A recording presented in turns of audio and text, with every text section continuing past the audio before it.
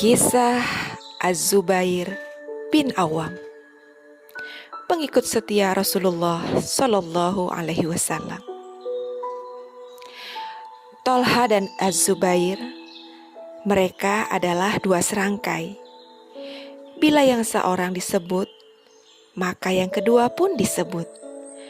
Mereka sama-sama beriman pada tahun yang sama dan wafat dalam tahun yang sama pula. Kedua-duanya tergolong ke 10 orang yang dijamin masuk surga.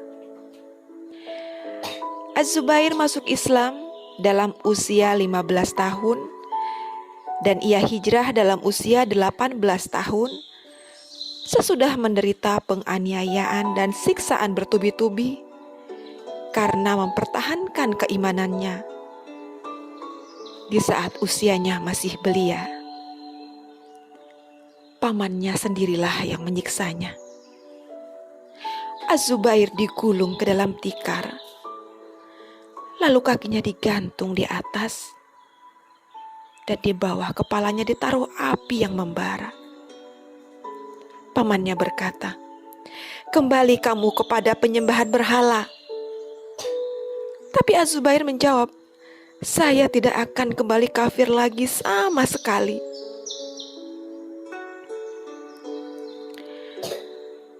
Az-Zubair adalah prajurit dakwah yang selalu menyandang senjata untuk melawan orang-orang yang menghendaki gugurnya dakwah Islam.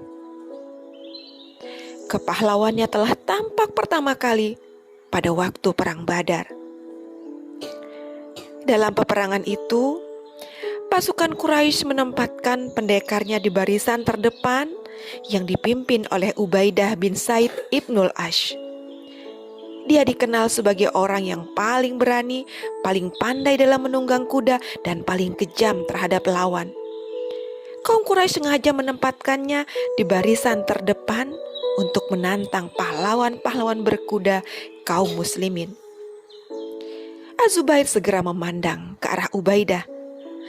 Ternyata seluruh tubuhnya berbalut senjata, baju besi, sehingga sulit ditembus dengan senjata. Yang tampak dari Ubaidah hanya kedua matanya saja. Az-Zubair berpikir bagaimana caranya mengalahkan musuhnya yang berbaju besi itu. Dan ia menemukan cara yang jitu. Setelah siap, Az-Zubair terjun ke medan tempur dan terjadilah perang tanding yang seru sekali. Dalam 2 kali putaran, Az-Zubair mengarahkan lembingnya ke mata Ubaidah dan berhasil menusuk kedua mata itu sampai ke belakang kepalanya. Ubaidah, pendekar Quraisy itu, berteriak dan jatuh tersungkur tanpa bergerak. Menyaksikan terbunuhnya Ubaidah yang tragis ini, barisan kaum musyrikin ketakutan. Lembing milik Az-Zubair kemudian diminta oleh Rasulullah. Lembing itu kemudian berada di tangan Abu Bakar, Umar, Utsman, Ali, dan Abdullah ibnu Az-Zubair meminta lembing itu untuk disimpannya. Terbunuhnya pendekar Quraisy Ubaidah menambah semangat juang umat Islam dalam setiap peperangan, dan mereka selalu mendapatkan kemenangan.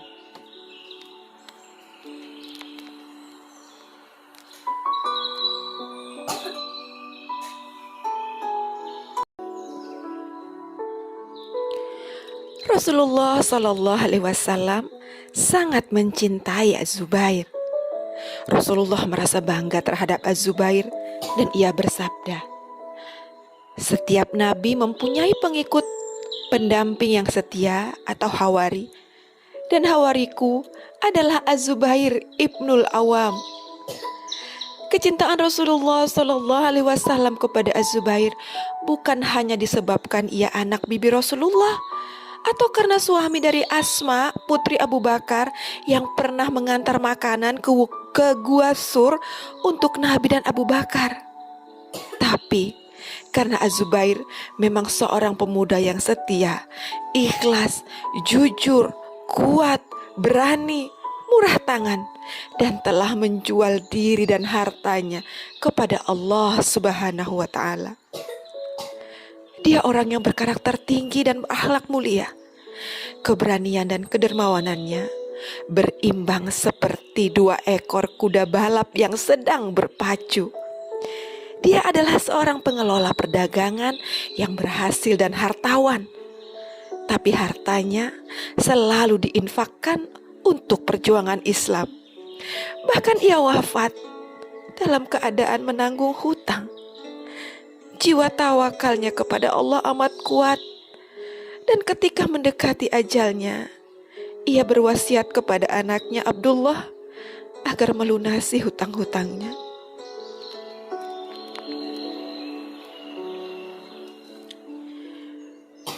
Bila diserukan, "Ayo berjihad fisabilillah," maka ia akan segera menjadi orang pertama yang datang menyambut seruan itu.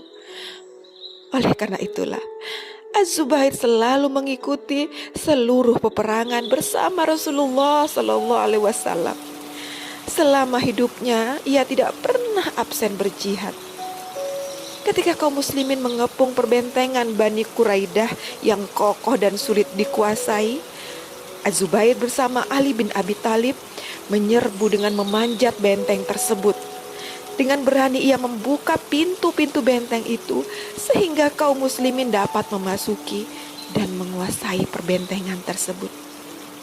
Begitu pula kesigapan Az-Zubair dalam menyambut seruan jihad pada perang Al-Ahzab dan peperangan lainnya. Sehingga bila Rasulullah Shallallahu Alaihi Wasallam melihatnya, beliau tersenyum ridho dan gembira seraya bersabda, "Tiap Nabi mempunyai kawan dan pembela setia, dan di antara hawariku adalah Az-Zubair."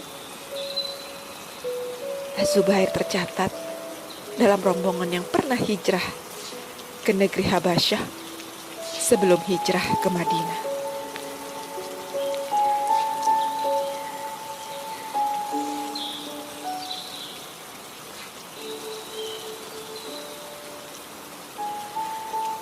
Ketika Amru ibnul Ash meminta bala bantuan tentara kepada Amirul Mukminin Umar bin Khattab untuk memperkuat pasukan memasuki negeri Mesir dan mengalahkan tentara Romawi yang pada waktu itu menduduki Mesir, Umar mengirim 4.000 prajurit yang dipimpin oleh 4 orang komandan.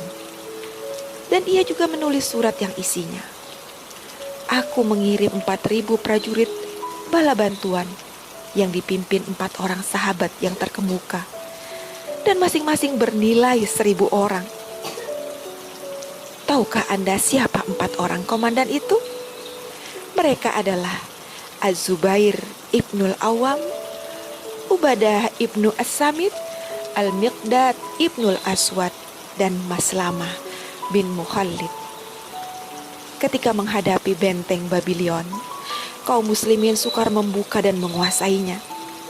Az-Zubair memanjat dinding benteng dengan tangga lalu ia berseru, "Allahu Akbar," dan disambut dengan kalimat tauhid oleh pasukan yang berada di luar benteng.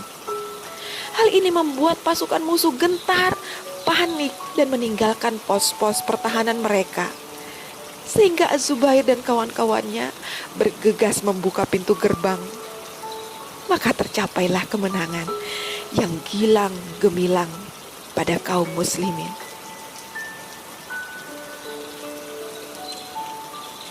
Ketika terjadi pertempuran Al-Jamal antara pasukan yang dipimpin Siti Aisyah radhiyallahu an dengan pasukan Ali bin Abi Thalib, Az-Zubair bertemu dengan Ali dan menyatakan dirinya tidak lagi memihak dan akan berusaha mendamaikan kedua pasukan itu.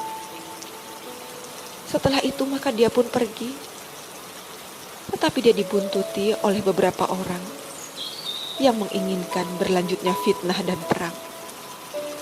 Az-Zubair ditikam ketika sedang menghadap Allah dalam keadaan menunaikan sholat. Demikianlah kisah Az-Zubair bin Awam yang pengorbanannya patut untuk kita tauladani.